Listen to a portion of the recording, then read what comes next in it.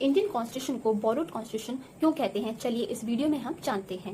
Indian constitution का majority हिस्सा हमारा गवर्नमेंट इंडिया एक्ट 1935 से लिया गया है, जिसकी सरकार यानी पार्लियामेंट्री फॉर्म ऑफ गवर्नमेंट जो चलती है हमारे इंडिया में, वह भी हमारा ब्रिटेन से लिया गया है।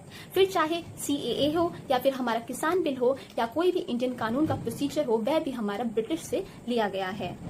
पार्लियामेंट की दो हाउसेस जिन्हें हम राज्यसभा और लोकसभा कहते हैं, जो बाइकैमरल लेजिस्लेचर है, यह भी हमारा ब्रिटेन से लिया गया है। इंडिया के फ्यूचर एस्पिरेशन में ध्यान में रखते हुए ड्राफ्ट किए गए डायरेक्टिव प्रिंसिपल ऑफ सोसाइटी मिले हैं हमें आयरिश कॉन्स्टिट्यूशन से, और हेड ऑफ स्टेट यानी प्रेसिडेंट इलेक्शन का प्रोसीजर भी हमें इसी कंट्री से मिला है। इंडियन लोगों को आज़ादी से रहने वाले फंडामेंटल राइट्स भी हमें अमेरिकन कॉन्स्टिट्यूशन से मिले हैं।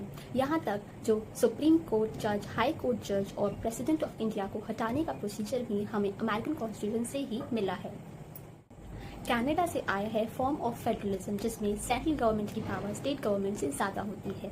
इसके अलावा गवर्नमेंट को अपॉइंट करने का प्रोसीजर भी कनाडा से आया है। USA के कॉन्स्टिट्यूशन ने हमें अधिकार दिए हैं, वहीं USSR से हमें फंडामेंटल ड्यूटीज और प्रेमल में दिए गए social, economic and political justice मिले हैं। और दोस्तों, अगर फ्रांस ही नहीं होता तो हमें रिपब्लिक डे सेलिब्रेट करने का मौका ही नहीं मिलता। यहाँ तक प्रेमल में दिए गए इक्वालिटी, फ्रैटर्निटी और लिबर्टी का आइडिया भी हमें फ्रांस से ही मिला। टाइम के साथ साथ कॉन्स्टिट्यूशन में अमेंडमेंट का प्रोसीजर हमें साउथ अफ्रीका से मिला है। सो दोस्तों, कमेंट में लिखिए आपको ये जान के कैसा लगा। Thank you.